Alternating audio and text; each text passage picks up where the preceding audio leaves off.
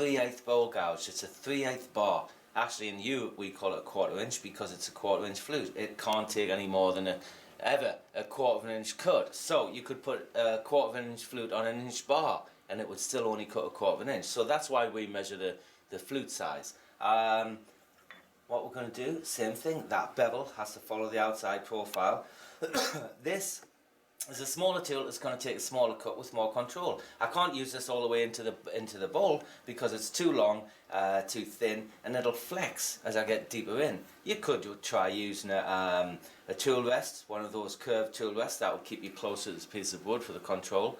But I'm just going to continue to do it the way I normally do it. So.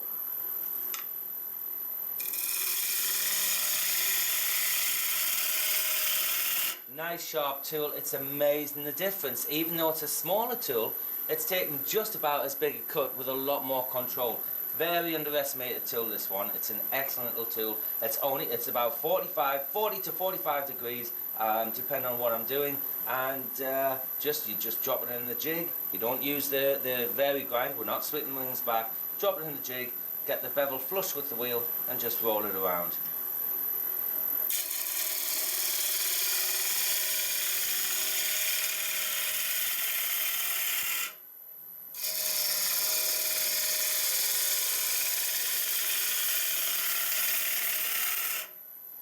Bevel's got to come right round here.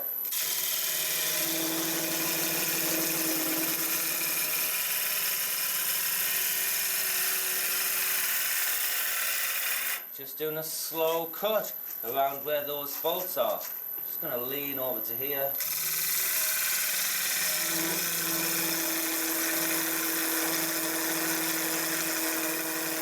Yeah, that sounds horrible. It's the harmonic.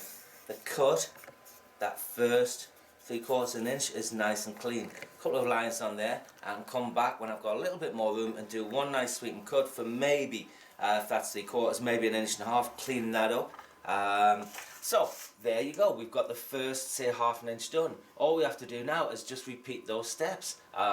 You could take some wood from here for maybe that much, and then work back, get the next section, or you can come from here. What I don't suggest you do is to just start hollowing from the middle, go right to the depth you need. If you do that, I'll guarantee the wood will move on you. So I'm just going to go back to the bigger tool, the 1/2 inch or 3/8 flute, and again, just do the same thing. All this is waste wood. The cut that really matters is your finishing cut, and remember which way the grain's running, in that direction there. So, let's continue on.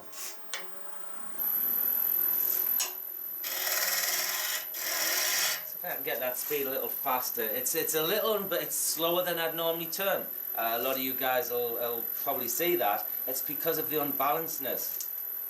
Let's try. See if I can go through that. There we go, that's better. That's better. Just move that light back to there. Okay, you'll hear the difference now, and you'll see the difference in the way the tool's performing.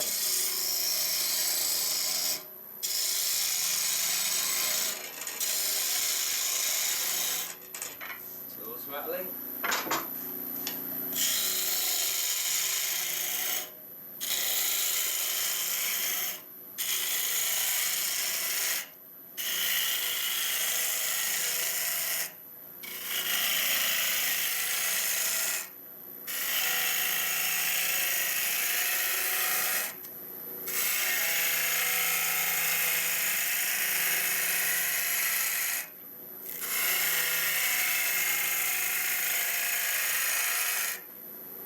Light in there.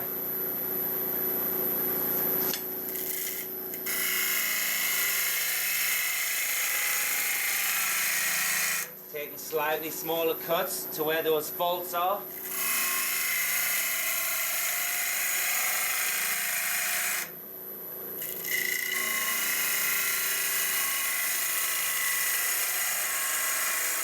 Again, be careful not to catch that wing here, especially if you're in the 45 degrees, the 130 position. That will take a huge cut on your wing, and the good chances are you'll flick it out of the lathe, so just be careful. Again, I'm going to come round here.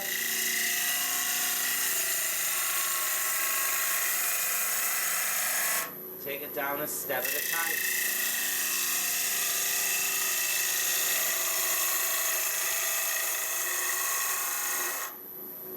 Just stop that. See if I can reposition the light. It's getting difficult for me to see, so it must be difficult for you.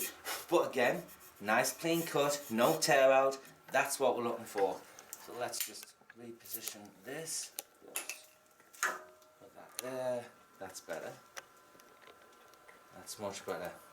Okay, again, it's thickening up just a little bit from there to there. I can feel that thickness. Get to learn to use these. They're the best calipers you've got. I can go back to that small gouge now, do a little cut down to about there, watch the wing, then I can get rid of all this lump and continue on. We'll soon be at the stage where I have to use that bowl gouge with the shorter bevel to get around that tight curve.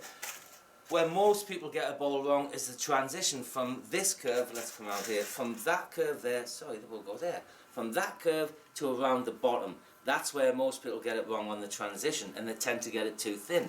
They're enjoying making good cuts, or they're trying to get a good finish from the tool, and they'll say, just another cut, that's not quite right, just another cut, and they're getting thinner and thinner. Stop and measure and just take your time. There's no hurry. I would never make a cut unless I was 100% sure where it's going to end up, okay? So again, just be vigilant.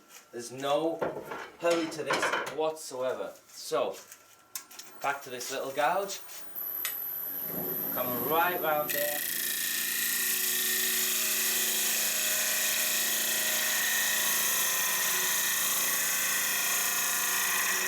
Stop the cut there.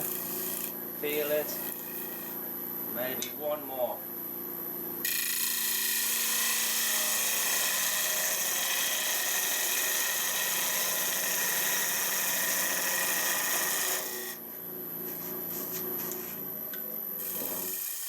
Beautiful piece of wood, but just a little bit awkward. Now then, we're past these bits. They sit there pretty solid.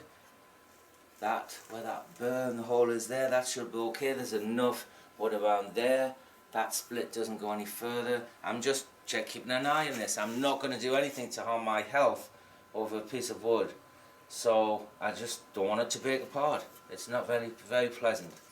Okay, so I'm going to get rid of that cone now. Again, moving to the larger tool and just making cuts downhill.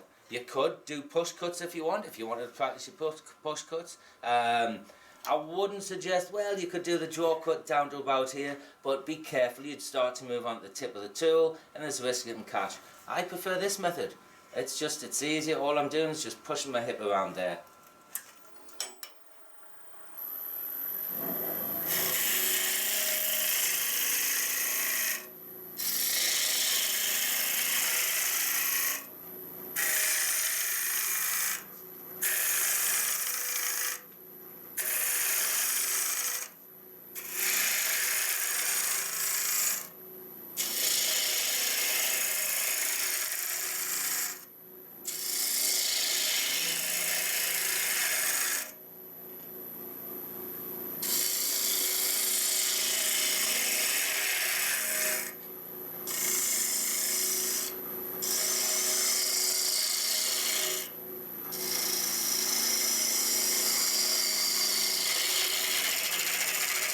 Again, just be careful around that hole.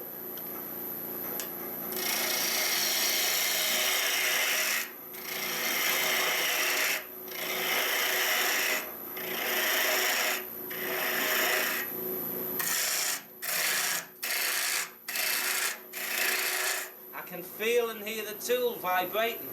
I'm getting too far away from the tool rest. I'll move the tool rest in just a moment.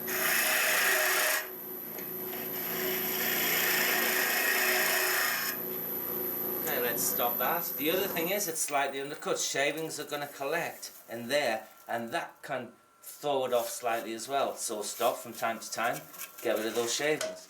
Okay, move this around to here. Tighten everything up. That's good. That's lessened the overhang here. Now I'm going to move up to that bigger tool. Sorry, it's still the same size, it's a 1/2 inch, but it's with the shorter bevel. So that's going to get me around this section. I'm going to start to work here now. Look, we have a fault. Right, it keeps moving. We have a fault there. I'm just going to cut. Look, it's loose. Be careful. That piece could break out as you're making the cut, and suddenly your tool could drop into that hole, and this wing could catch on the flat that it would leave, and again you could flick the piece out. So be careful, make careful cuts around there. Just make light cuts. It may just pop out, you may cut it out, but it's loose. I can see, yeah, you can see it moving. It's loose. There's a chance that could just pop out. So be careful, okay? Things like that. And again, these things are hard to teach. They appear and they happen, and you have to deal with them.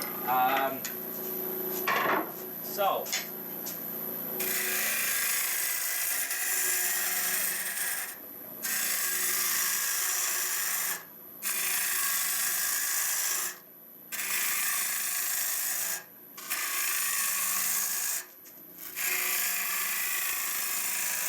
again, still the step cut.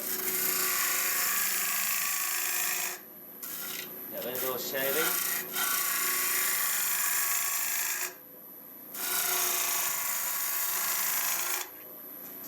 Okay, let's take some of this away. Smaller cuts where that fault was.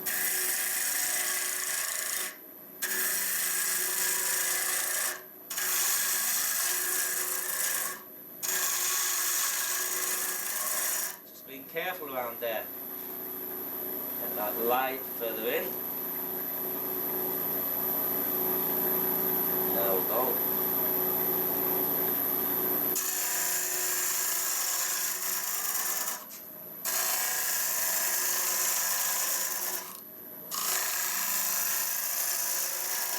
Interesting, as I'm going around this and taking the wood out, it's moving because of the weight distribution. As I'm removing wood, it unbalances a little bit. As I remove a little bit more, it bounces up. Interesting turning wood with different densities in it.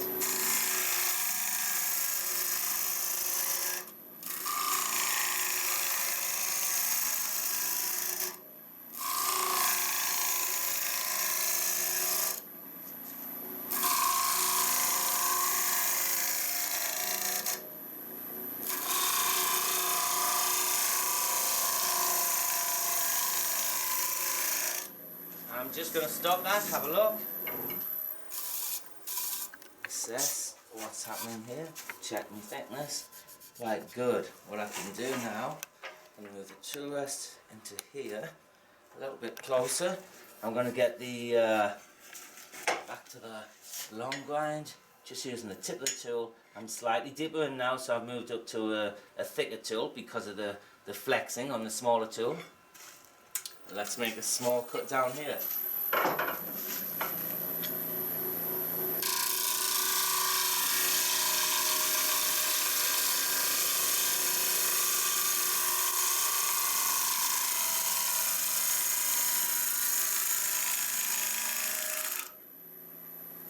Stop that. Have a look. Again, when I stop, I have a quick look, especially on the end grain, to see if there's any tear out. No, that's fine. Nice even thickness. That will sand in beautifully. Now on these pieces, I don't mind if it thickens up slightly at the base. It's going to have it's going to be footless anyway, so it gives it a bit of stability, okay? As long as it's not too different, but a little bit of thickness in the base just gives it that nice, it just feels better. Okay, so back to where I was before, that bloody light. Take this away. And I'll tell you what, once I get this level, I'm going to show you another trick that another technique that I adopt, and that's to find the depth. Then you've got something to aim for in the middle. So, we'll get rid of this, and I'll come back and show you that.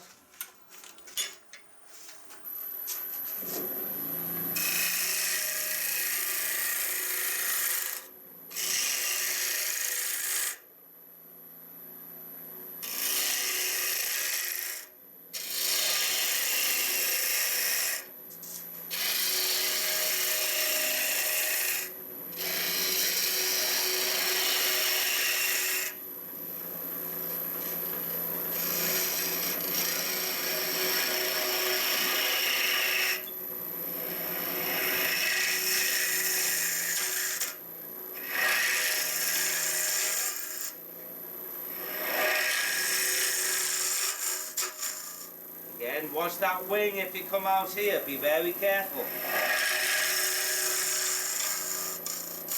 Getting a much smaller cut out there.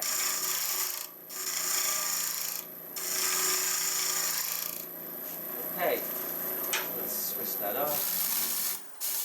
Get rid of the shavings. And I'm just going to get another light. This is hopeless. Hopeless. Right, give me a minute. We'll come back. Let me get a light.